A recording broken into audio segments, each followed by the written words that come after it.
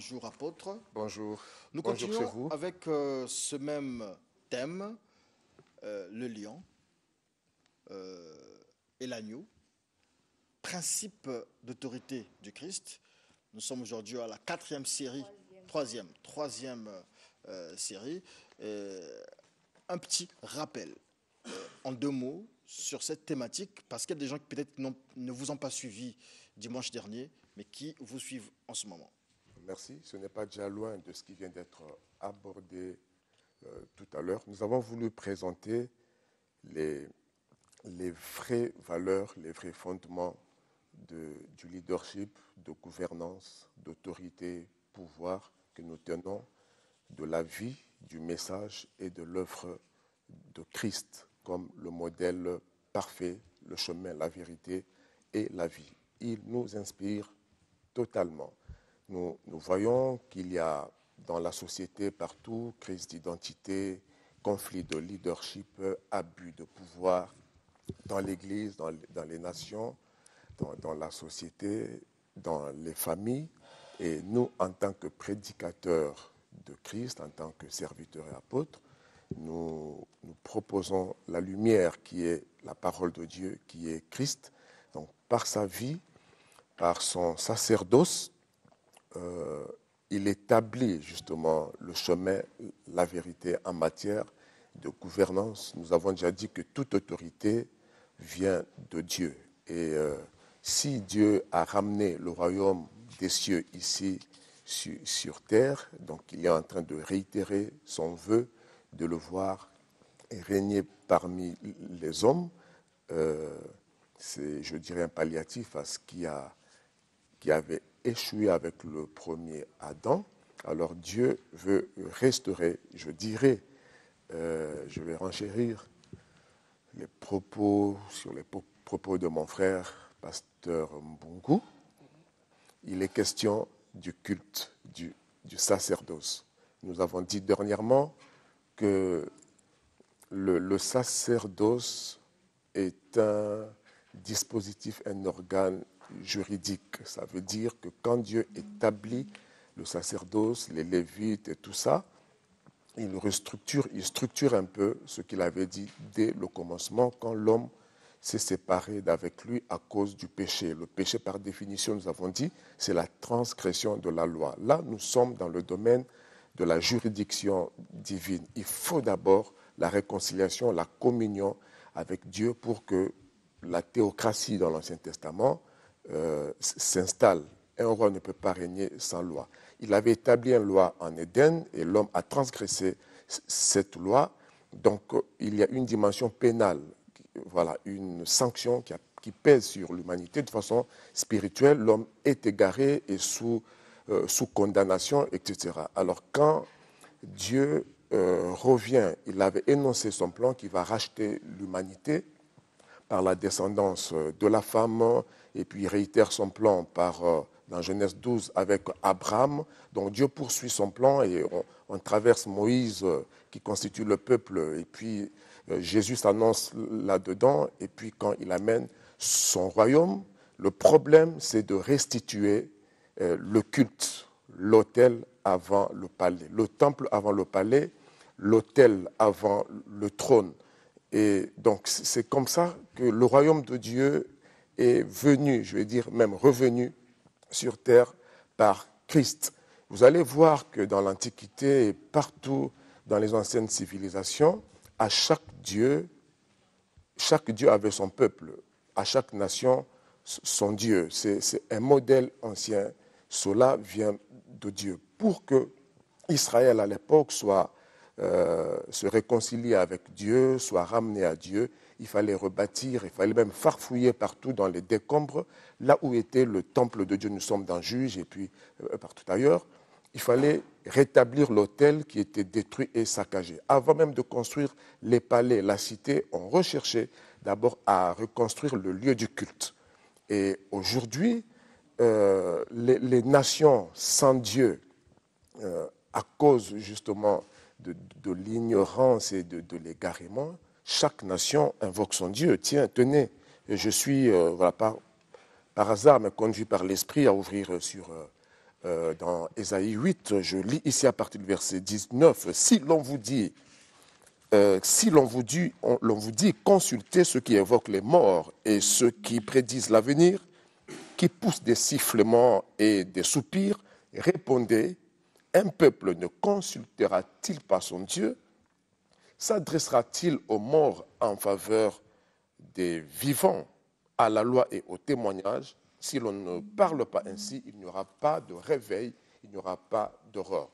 À la loi et au témoignage, c'est à la parole de Dieu, c'est à la constitution divine, c'est au rétablissement du vrai culte. Si Dieu doit régner dans le monde, sur une nation, sur une famille, sur un peuple, il faut, même sur un individu, il faut que chacun rebâtisse l'autel de sacrifice, le culte personnel entre vous et Dieu, pour que le royaume de Dieu vienne, que Dieu Tout-Puissant, l'Éternel qui s'est révélé par Jésus, règne et domine sur les puissances des ténèbres, les malédictions. Il faut, j'en viens à l'application individuelle, pour vous qui me suivez, il faut rétablir dans votre cœur le vrai culte avec Dieu.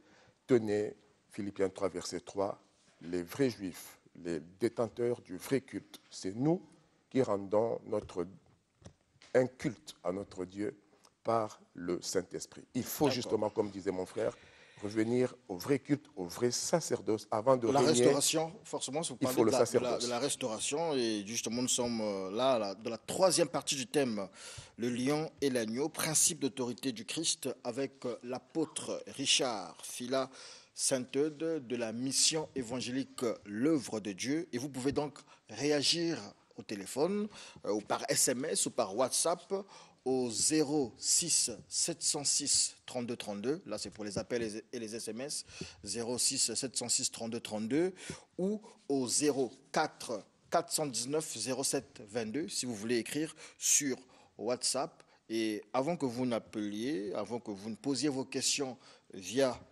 via le téléphone, par le biais de notre écran, Orsili et Marielle vont poser des questions à l'apôtre Richard Fila Sainte-Eude. Apôtre Fila, vous parlez cette fois-ci du sens et de l'exercice de la royauté et du sacerdoce.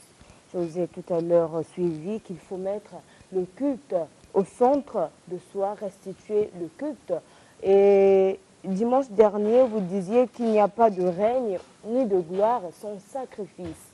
Le sacrifice du Christ s'est matérialisé à la croix, il s'est sacrifié, il s'est donné, il s'est livré pour nous sauver.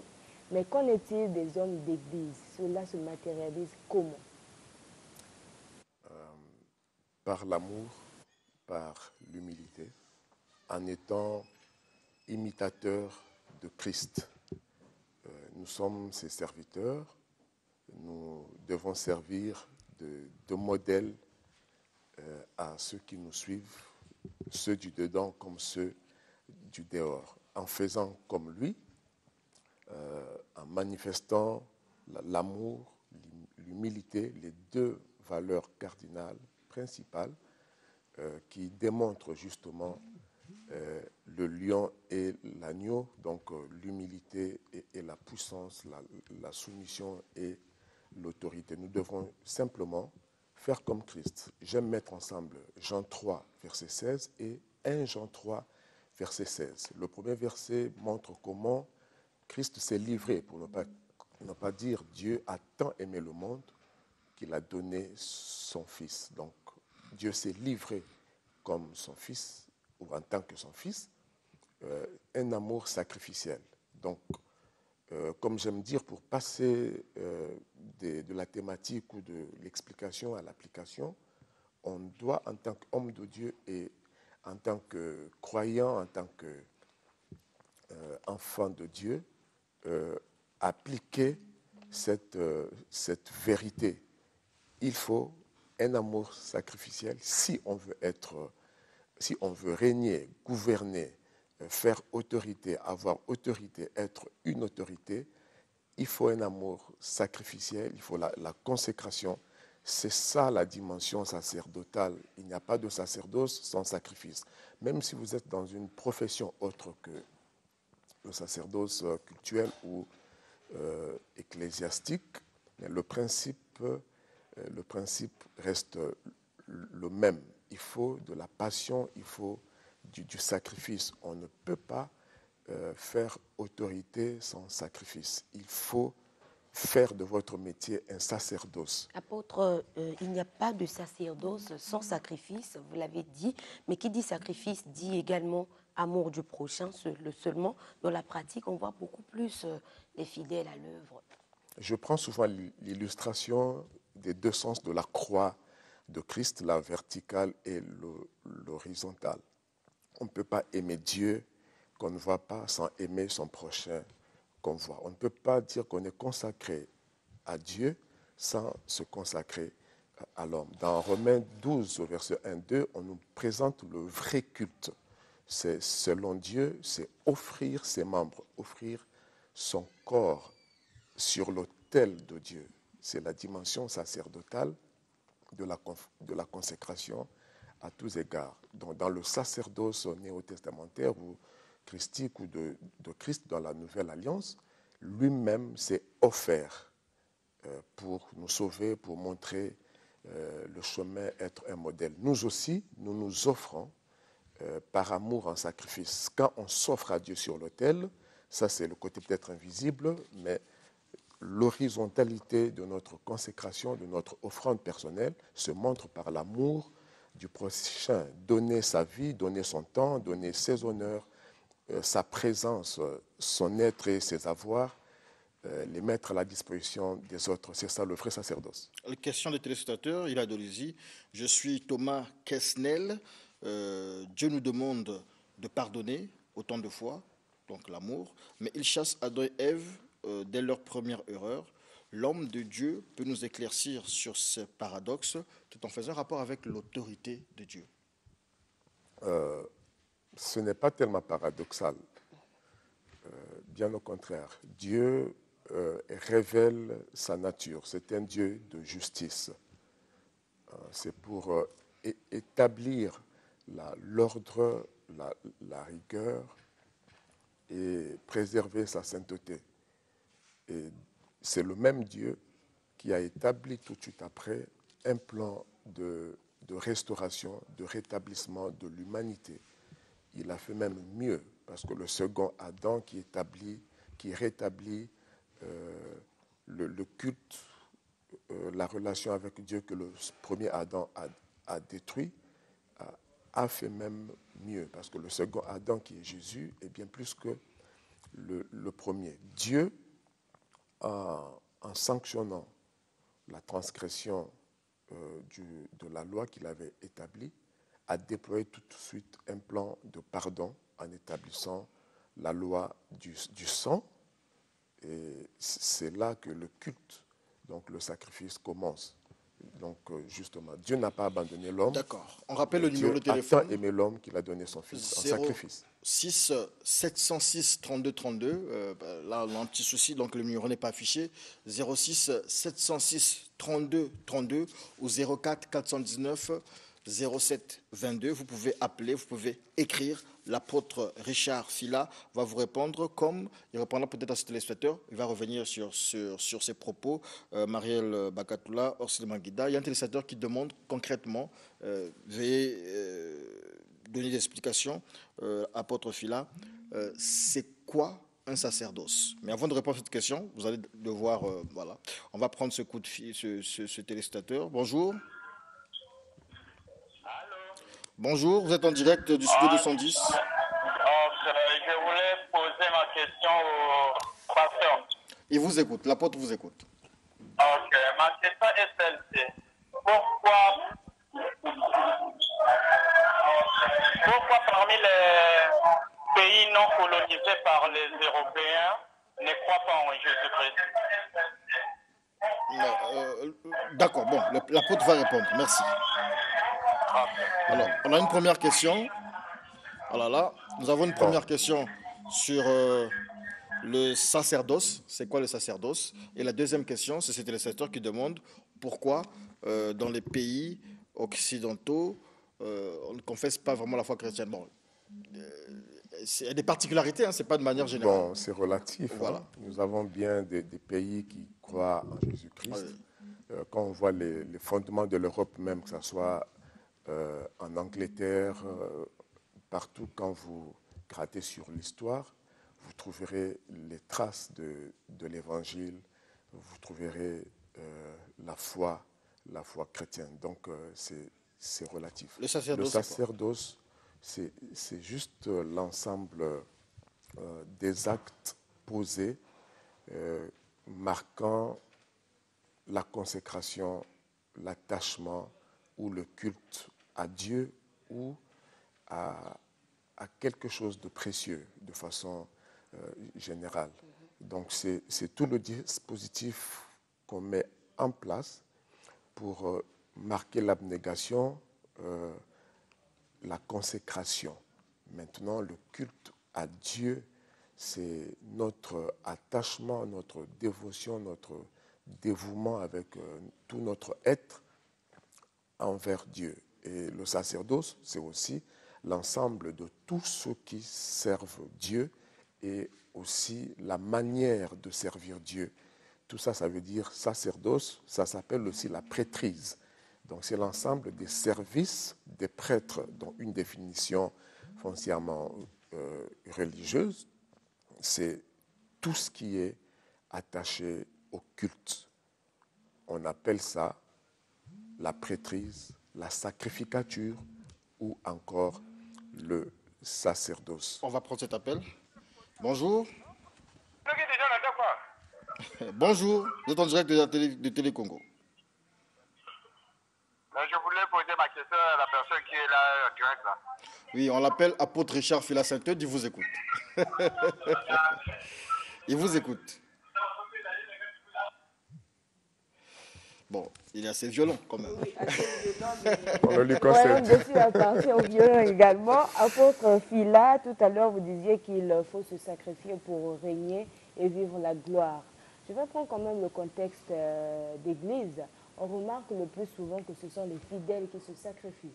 Ils apportent des dons, ils apportent des présents aux hommes d'église. Et c'est un peu difficile de voir un homme d'église venir porter son aide vers le fidèle. C'est peut-être un petit constat, peut-être que vous allez le nier, mais je l'ai constaté personnellement. Bon, là aussi, c'est relatif. Ce n'est pas mauvais quand les fidèles se sacrifient pour Dieu. Même si c'est pour un homme de Dieu, je commence par là. On a vu, Christ a reçu des dons. Les femmes le servaient. On a vu l'apôtre Paul être accompagné par des hommes de valeur ou femmes de valeur pour soutenir son ministère. L'ouvrier mérite son salaire, celui qui travaille à l'autel de Dieu mange à l'autel. Ça, ce sont des fondements sacerdotaux, ce sont des règles que Dieu a établies. N'empêche que certains exagèrent. Il faut que ça soit justifié. Et nous avons un autre modèle que nous tenons de Christ. Nous nous sacrifions nous-mêmes. Malheureusement, ce n'est pas aisé de parler de soi-même, mais nous ne sommes pas les seuls. Nous connaissons d'autres serviteurs comme nous qui y mettent de leur argent, de leur temps. Ce côté sacrificiel caractérise notre prêtrise et notre sacerdoce. Nous n'encourageons pas ce modèle. Nous avons appris à nous sacrifier nous-mêmes et c'est sur la base de ce modèle de sacrifice personnel que le peuple peut faire autant pour Dieu. Ce n'est pas mauvais de le faire. Nous encourageons tous ceux qui veulent servir Dieu On va prendre cet appel. Bonjour. d'être un modèle de sacrifice et de don Je personnel. voulais parler à l'apôtre. Je suis apôtre de frère Eric. D'accord, frère C'est Eric. ce qu'il est en train de parler concernant le sacerdoce. La Bible nous dit qu'il y a des sacerdoces et il y a un changement de sacerdoce. Qu'est-ce qu'on peut retenir du changement de sacerdoce? Qu'est-ce qui a changé? Merci, l'apôtre vous a écouté. Ok, nous aborderons, nous y arriverons, mais je peux déjà dire justement qu'il y a un problème de culte aujourd'hui entre le culte lévitique ou mosaïque ou vétérotestamentaire, donc de l'Ancien Testament et le Nouveau, Christ est venu assurer la transition entre l'ancien sacerdoce, l'ancienne loi, donc le code ou la loi de Moïse et la nouvelle alliance. Justement, Hébreux 9, tout comme Hébreux 10, déclare clairement que la loi étant changée, le sacerdoce étant changé, les ordonnances du culte aussi ont changé. Nous reviendrons expliquer et les vêtements sacerdotaux et les exigences que l'on ramène aujourd'hui au culte, à quel niveau et jusqu'où le culte de l'Ancien Testament, de la loi de Moïse est caduque. Et on fera la différence entre la loi civile, la loi sacerdotale ou cérémoniale et la loi morale. Quand la Bible dit que nous ne sommes plus sous la loi et nous sommes sous la grâce par Christ, et qu'on ne peut plus être justifié par la loi, on a vu sola scriptura ici et puis tous les solas, qu'est-ce que ça veut réellement dire? Quel est le vrai sacerdoce? Comment rendre un véritable culte à Dieu selon les apôtres, selon la Nouvelle Alliance? J'apprécie la question, mais souffrez que nous reportions des détails peut-être à la prochaine édition. D'accord, il y a quelques préoccupations des téléspectateurs. C'est vrai que pas toujours lié directement à la thématique, mais peut-être que ça peut aider. Et donc, le monsieur insiste sur la question. Donc, cette question est revenue à 3 reprises. Il dit, pourquoi continuer à aimer? Il parle de l'amour, justement, qui fait partie aussi de l'autorité de Dieu, sauf si je me trompe. Pourquoi continuer à aimer quelqu'un qui vous fait tout le temps du mal? Puisque la Bible, certainement ceux-là qui vont venir, demandent de pardonner. Oui, ce n'est pas hors sujet, bien au contraire. Okay. Quand nous parlons du sacerdoce, comme principe de base, nous parlons de l'amour sacrificiel. Nous parlons de l'amour de Dieu du point de vue vertical. Dieu nous a aimés le premier et Jésus a dit « Aimez-vous comme moi, je vous ai aimé ». Donc il faut réfléchir sur la manière dont Jésus nous a aimés. Lui qui était saint, lui qui était sans faute, lui qui n'avait rien fait, il a pardonné même ceux qui l'ont offensé. Il dit « Priez même pour ceux qui vous persécutent. Ne maudissez pas, bénissez. Ne priez pas contre vos ennemis. Pardonnez. » C'est cela la justice de Dieu. Pour imiter Christ, pour être comme Dieu, il faut justement l'Esprit de Dieu pour pardonner. C'est le premier niveau même du sacerdoce. Pour que la prière soit exaucée et composée avec Dieu, dans ce canevas, ce code de notre Père, nous trouvons pardonne-nous comme nous pardonnons à ceux qui nous ont offensés 7 fois, 77 fois. Ce n'est pas humain, il faut l'Esprit de Dieu. Ça relève du sacerdoce. Pardonner et continuer à pardonner. En politique, en famille, surtout dans l'Église qui doit être le modèle. Pardonner. Un des derniers intervenants, on vous écoute, bonjour. Bonjour. Studio 210, l'apôtre Richard Fula Saint-Eudes est à votre écoute. Oui, je vais poser la question au pasteur, je ne sais pas si c'est l'apôtre. Allez-y.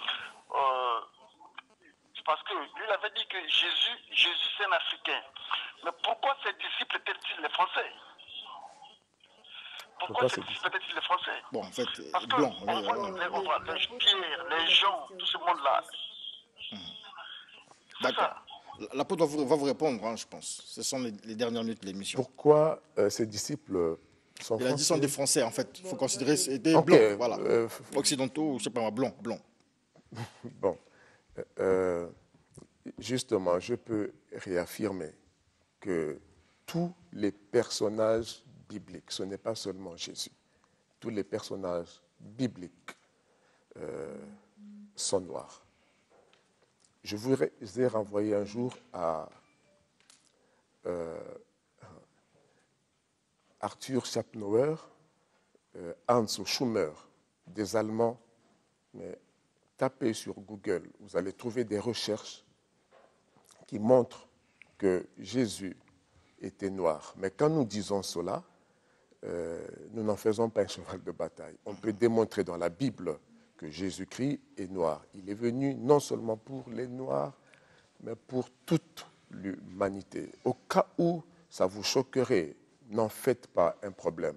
Noir ou blanc, ce n'est pas salutaire. C'est juste des informations utiles et actuellement même prophétiques. On devrait bien expliquer cela, mais ce n'est pas cela qui sauve. Si vous croyez en Jésus, noir ou blanc, si vous vous repentez et vous croyez en sa mort, sa résurrection, peu importe que vous compreniez ou pas, vous ne sachez ou pas, vous êtes sauvé par la repentance, par une vie de sanctification, en attendant son retour. Alors, il y a beaucoup d'SMS ici. On ne va pas lire tous ces messages-là, mais on va lire quand même celui de Thomas depuis Dolisie. Dolisie appelle beaucoup aujourd'hui. Jésus a fouetté, là c'est comme ça qu'il a dit, il a fouetté les commerciaux, ce sont ces mots. Pourquoi n'a-t-il pas pardonné ceux qui l'ont offensé aussi? Vendre à un, en fait, voilà la question. En fait, Jésus a chassé ceux qui vendaient dans la maison de son père, donc dans le temple, avec la chicotte. Il s'est dit, bon, où est le pardon dans tout ça? Jésus qui prône l'amour, etc. Il ne faut pas confondre l'autorité à la méchanceté. Il y a une sainte colère. Cela nous anime de fois tous. Mais ce n'est pas par méchanceté. C'est pour rétablir l'ordre dans le temple de Dieu. C'est pour susciter la crainte de Dieu. C'est rétablir aussi l'autorité. C'est rétablir l'autorité. Il est lion et il est agneau. La même personne est allée se livrer sur la croix quelques jours après avoir mis cet ordre dans le temple. C'est juste une question d'autorité, ce n'est pas de la méchanceté. Voilà, l'autorité de Dieu, c'est aussi le bâton et la carotte, on peut le dire comme ça. Exactement. Si merci à vous. Et si vous voulez avoir l'apôtre Richard Fila Sainte-Eude, écrivez-le sur notre page Facebook. Nous allons vous donner, laissez le téléphone ouvert, parce que je trouve qu'il y a beaucoup d'engouement autour de la question.